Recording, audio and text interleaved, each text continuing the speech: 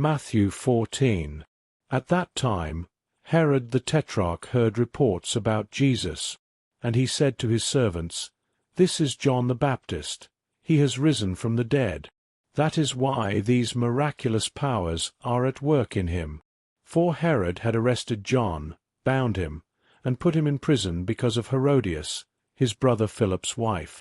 For John had been telling him, "It is not lawful for you to have her." Though Herod wanted to kill John, he feared the crowd because they considered him a prophet. But on Herod's birthday, the daughter of Herodias danced before them and pleased Herod. So he promised with an oath to give her whatever she asked. Prompted by her mother, she said, "Give me here on a platter the head of John the Baptist." The king was grieved, but because of his oaths and his guests, he ordered that her request be granted. He sent and had John beheaded in the prison. His head was brought on a platter and given to the girl, who carried it to her mother. John's disciples came, took his body, and buried it. Then they went and told Jesus. When Jesus heard what had happened, he withdrew by boat to a solitary place. But when the crowds heard this, they followed him on foot from the towns. When he landed and saw a large crowd, he had compassion on them and healed their sick. As evening approached, the disciples came to him and said, "This is a remote place, and it's already getting late. Send the crowds away so they can go to the villages and buy themselves food." But Jesus replied, "They do not need to go away. You give them something to eat." They answered, "We have here only 5 loaves of bread and 2 fish." "Bring them here to me," he said. And he directed the people to sit down on the grass. Taking the 5 loaves and the 2 fish, and looking up to heaven, he gave thanks and broke the loaves. Then he gave them to the disciples, and the disciples gave them to the people.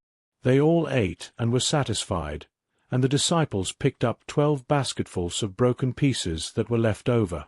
The number of those who ate was about 5,000 men, besides women and children. Immediately, Jesus made the disciples get into the boat and go ahead of him to the other side while he dismissed the crowd. After he had sent them away, he went up on a mountainside by himself to pray. Later that night, he was there alone, and the boat was already a considerable distance from land, buffeted by the waves because the wind was against it. Shortly before dawn, Jesus went out to them, walking on the sea. When the disciples saw him walking on the water, they were terrified. "It's a ghost," they said, and cried out in fear. But Jesus immediately said to them, "Take courage. It is I. Don't be afraid." "Lord, if it's you," Peter replied, "tell me to come to you on the water." "Come," he said. Then Peter got down out of the boat, walked on the water, and came toward Jesus. But when he saw the wind, he was afraid and, beginning to sink, cried out, "Lord, save me!" Immediately, Jesus reached out his hand and caught him. "You of little faith," he said, "why did you doubt?" And when they climbed into the boat, the wind died down. Then those who were in the boat worshipped him, saying, "Truly you are the Son of God." When they had crossed over, they landed at Gennesaret.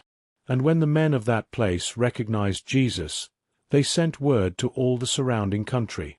People brought all their sick to him, and begged him to let the sick just touch the edge of his cloak, and all who touched it were healed.